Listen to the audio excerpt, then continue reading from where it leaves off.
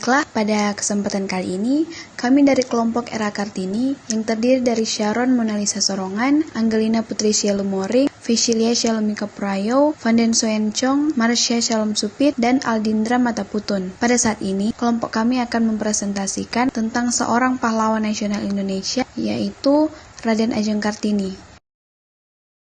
Biografi Raden Ajeng Kartini.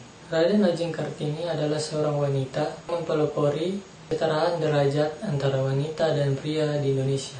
Raden Ajeng Kartini mempunyai nama lain, yaitu Raden Ayu Kartini. Beliau lahir di Jepara pada tanggal 12 April 1879. Ayahanda dari Raden Ajeng Kartini bernama Raden Mas Aryo Sosroningrat. Kemudian ibu dari Raden Ajeng Kartini bernama M.A. Ngasirah. Raden Ajeng Kartini anak kelima dari 11 bersaudara kandung maupun tiri. Masa kecil R.A. Kartini. Ketika ia berumur 12 tahun, ia dilarang melanjutkan studinya setelah sebelumnya bersekolah di Europese Lager School, di mana ia juga belajar bahasa Belanda. Larangan untuk Kartini mengejar cita-cita bersekolahnya muncul dari orang yang paling dekat dengannya, yaitu ayahnya sendiri. Ayahnya bersikeras Kartini harus tinggal di rumah karena usianya mencapai 12 tahun.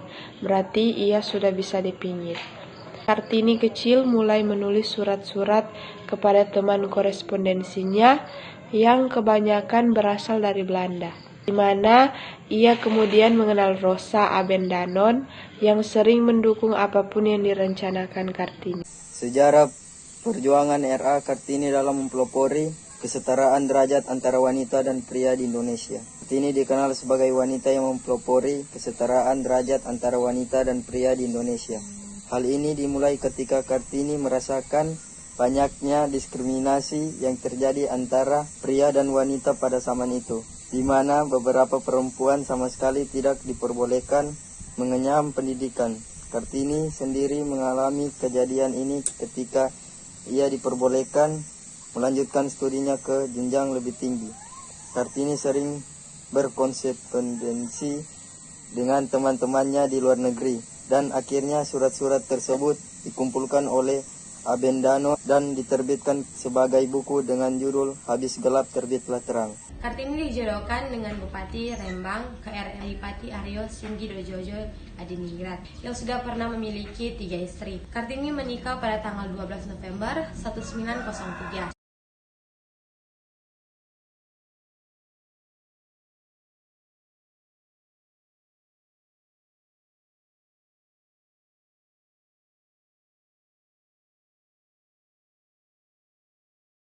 Selama pernikahannya, Kartini hanya memiliki 1 anak yang diberi nama Soesalit Dejojo Adiningrat. Kartini kemudian menghembuskan nafas terakhirnya 4 hari setelah melahirkan anak satu-satunya di usia 25 tahun. Surat-surat R.A. Kartini. Setelah Kartini wafat, Jacques Abendanon mengumpulkan dan membuktikan surat-surat yang pernah dikirimkan R.A. Kartini pada teman-teman di Eropa. Abendanon saat itu menjabat sebagai Menteri Kebudayaan, Agama, dan Kerajinan Hindia Belanda. Buku itu diberi judul Buku Door Duisternis Totlik, yang arti harfiahnya dari kegelapan menuju cahaya. Buku kumpulan surat Kartini ini diterbitkan pada 1911. Buku ini dicetak sebanyak 5 kali dan pada cetakan terakhir terdapat tambahan surat Kartini.